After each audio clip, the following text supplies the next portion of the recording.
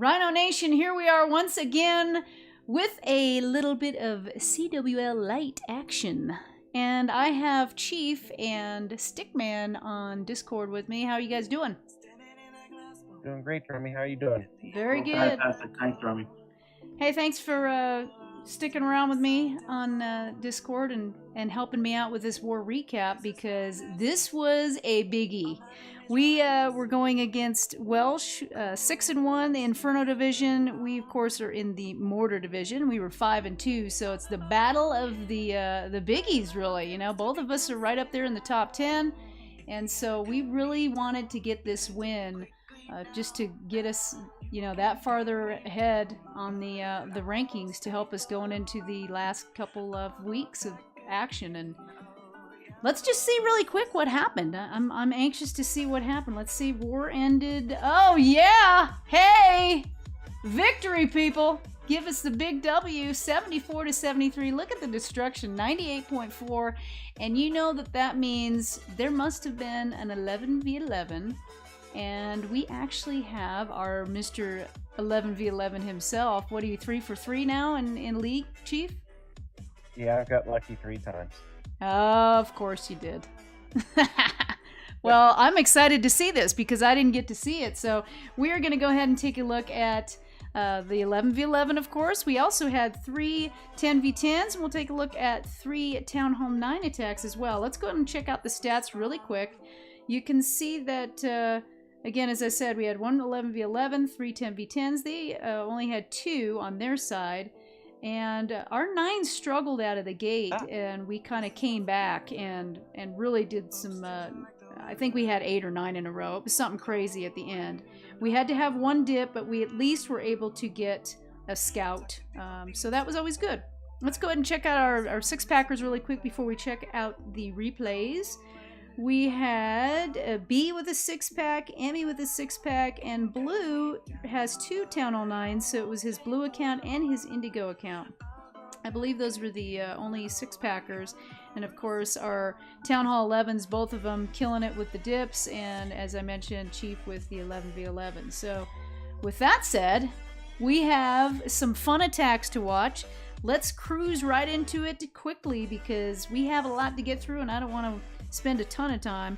So let's go ahead and quickly do this. We're going to start from the bottom of the map, and I want to start with Emmy, again the 6-packer. Her attack on number 22 happens to be a Gobo baby. So let's look at this. She's got 3 golems, 6 hogs to kind of help her do a little bit of cleanup, and then 5 baby dragons. So she starts with the golems on the mortars, with plenty of wizards behind, because you can see as long as she clears off all of those buildings on the side and the mortar, there is nothing else except for all of those buildings to draw the kill squad right in the center. So she's got those cleared. Now she is waiting for the golems to go in the middle and lead so that she can put her royals down.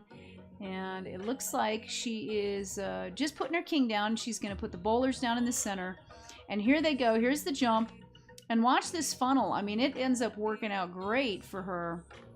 She has a hound in the CC, and it pops. Oh boy, but that's okay because she does have a poison and she's got it handled. She goes ahead and puts her other jump, and look at what she does with her king over here. This was a cleanup attack, and we tried basically a completely different strategy a couple times, and she came in with something different, used her king on these Teslas along with some baby dragons, and that king does some damage over on the side. Takes out a bunch of trash buildings, and the kill squad is still going. Why? Because she took out all the really scary stuff at the beginning, so she could almost swag these baby dragons at the end here. We'll just go ahead and fast forward to get it done. You can see she brought in those couple hogs, didn't really even need them. So awesome attack, Emmy. Love the plan.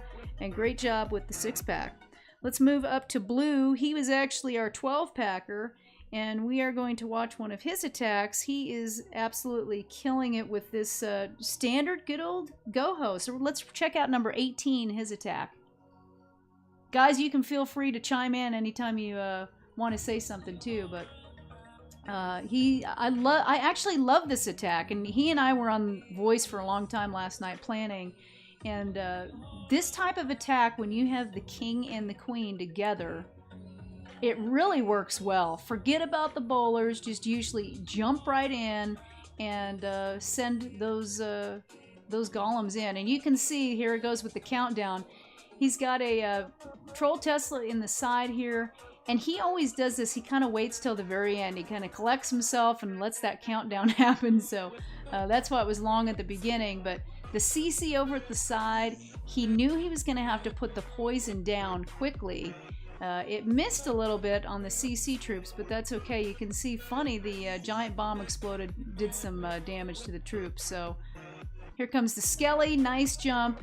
All he has to worry about, again, with this type of attack, forget no bowlers. So you just want to make sure you get that queen down. And you can see she's kind of curious. She's looking over there, wondering what's happening. And she steps into the compartment so that she can get taken down. And I was on voice with him on this, and he wasn't quite sure if she was down. Yep, she's down. He got her. Just send in the hogs. So here he goes again with this attack. You have 3 heals, so it's a square type base. You can just carve out a quarter of it and then send your hogs in the rest. So he is doing some damage here and almost nothing left. So let's go ahead and fast forward because he has all the defenses down and still a heal. He has just a few cleanup troops. So that's the only thing, is you got to make sure to get the cleanup down quick. And he had quite a bit left here, but look at all the hogs. And I was yelling, split, split. And he told me, since he was ahead in voice, he said they did. They split, they split. So he got it. And let's see, he doesn't even have to use the heal, does he? Or the poison. So let's see what happens here. What does he decide to do? Oh, there we go. He goes ahead and puts it on the CC. Nice job, Blue. And again, awesome job with the 12-pack. Late night attacks really got us going there, and it was important. So here's a last attack from our Town Hall 9s from Adrum, who Mokey, or Moke is the one who runs this one. And let's take a look at that one. Here we go. This was a unique attack. I really liked it. Now, this was also a cleanup, and Aussie guy came in from the top. He almost had it, but these Teslas, you can see that Tesla on the side, and then there's a giant bomb.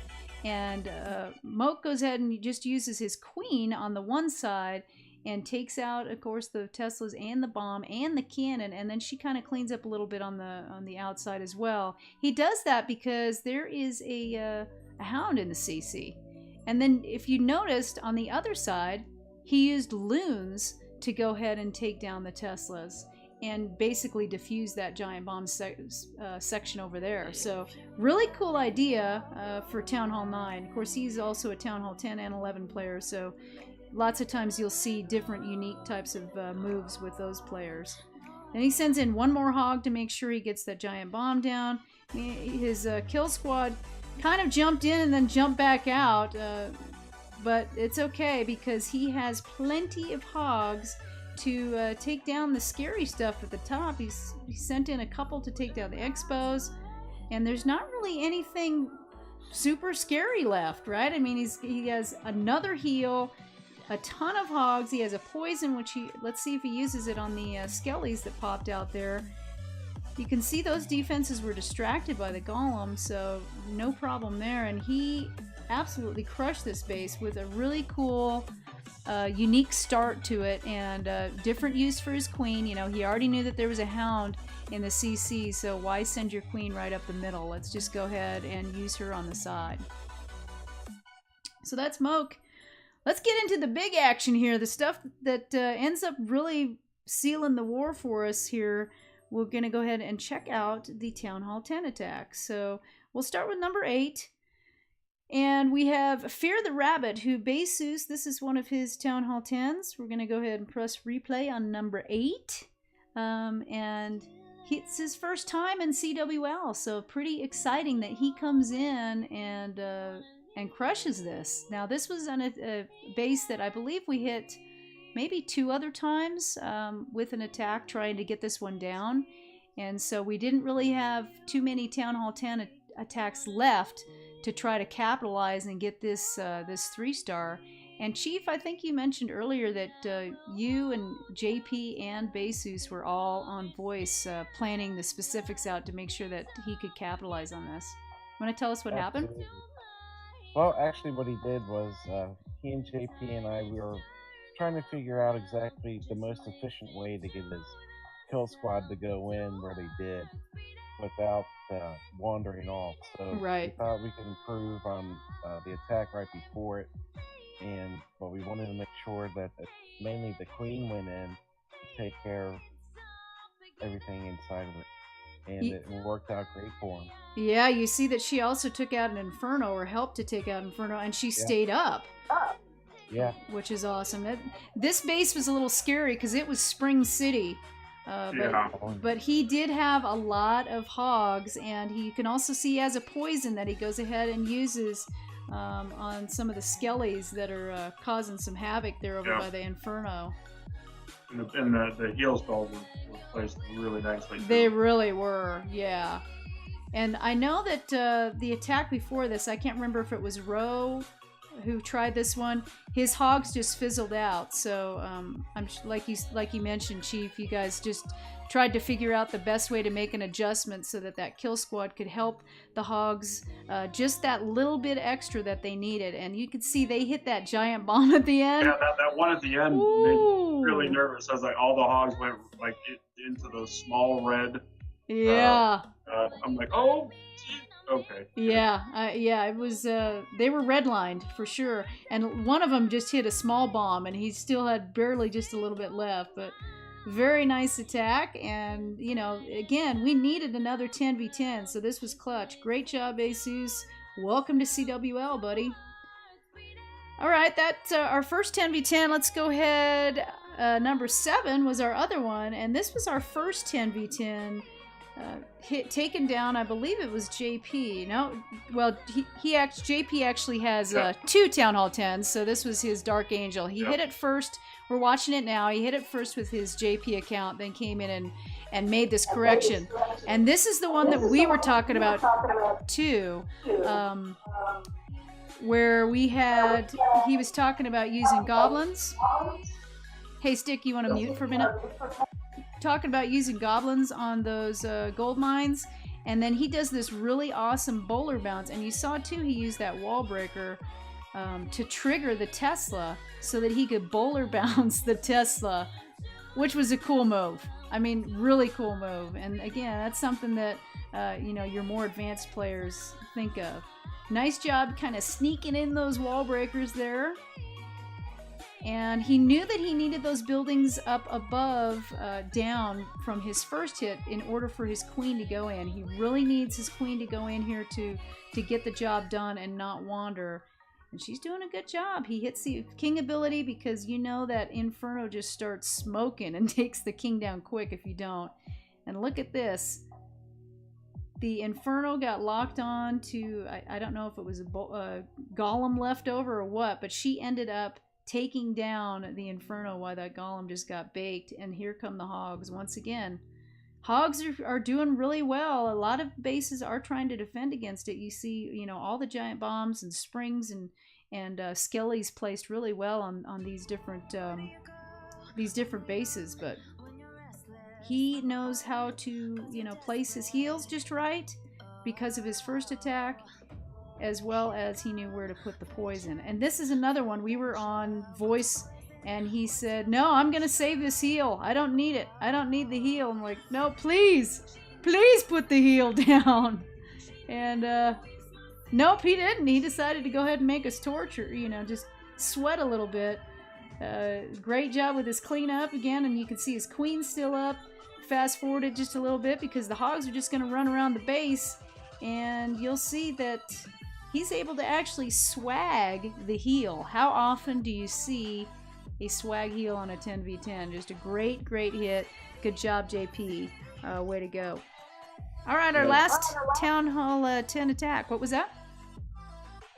No, I was just going to say, just the amount of hogs that he had left at the end of that attack was he really crazy. did. I know, and that's how bad he completely crushed it because he didn't even have to use his heal. Yeah. All right, the last 10v10 that we're going to watch is Rin, he was the last attack of the war. It wasn't necessarily one that was going to be for the win. The 11v11 really won us, but this one got us the extra star, which in the end, we'll go ahead and press replay. You know, stars count for tiebreakers and everything, so you want to make sure to maximize. He does a great job. This was a plan that both he and Ro worked on earlier in the day, and Ro tried it and couldn't quite get the loons. It was the loon part, I believe, and the placement of his couple of his spells. So they did talk about what to change. I love this Sui entry right here with the wall breakers and the queen going right in. She'll get hit briefly, I believe, by the Inferno. Oh, see, he missed on Ro's attack. She definitely got zapped by the Inferno, so he had to use the ability early. But it looks like Rin was able to sneak her in and not worry about it. So he didn't have to use the ability until a little bit later, which actually is nice. So here he goes. He's got his first section, and you see that Hound came through. He's going to do some pre-hastes. Loving that idea, and he sends one loon in to take down some of those air traps. And there we go. There was the all-crucial heal early so that those loons can stay up long enough to get the Infernos and the Teslas and those sweepers, because that really caused Ro some havoc on his attack. So great job with all the loon placement, and again, I'm loving the pre-haste. I still need to work on that myself on my Town Hall 10, but he did a really nice job early with all of his minions. He really smoked this base, didn't he?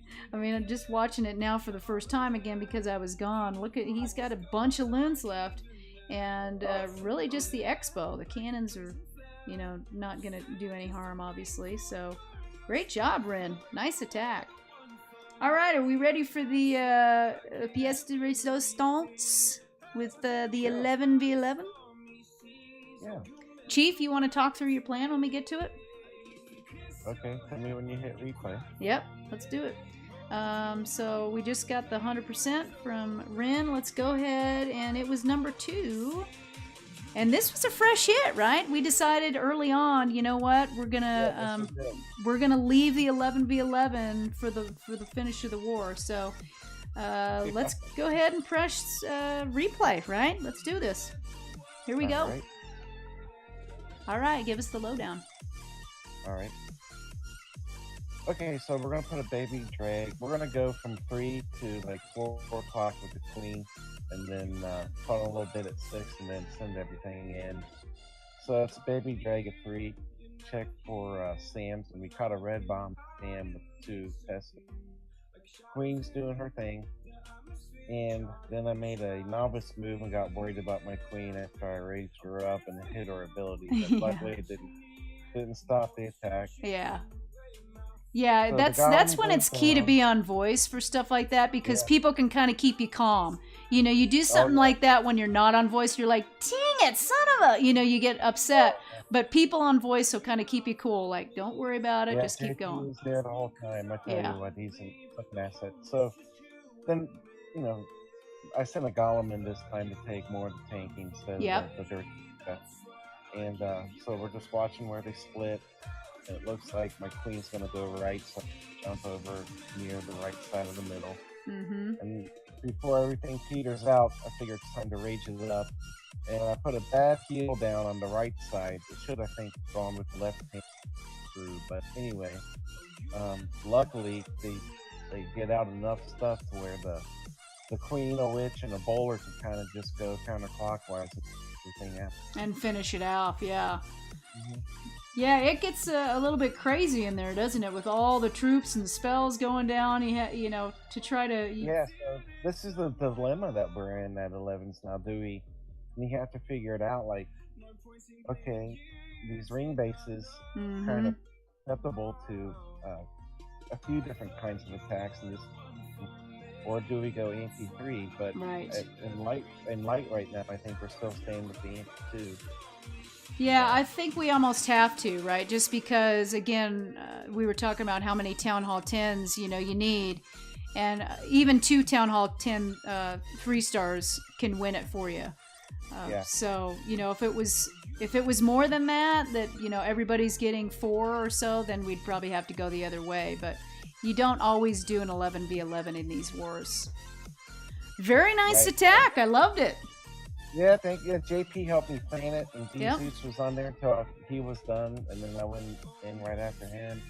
And the funny thing was about this, for an hour, we had planned on going into the top. We had a whole plan. Right. And then in the last 5 minutes, we thought, I'm still worried about that eagle. So we changed it in the last 5 minutes, changed some troops, got lucky. It's awesome. Very, Yeah, very it was awesome.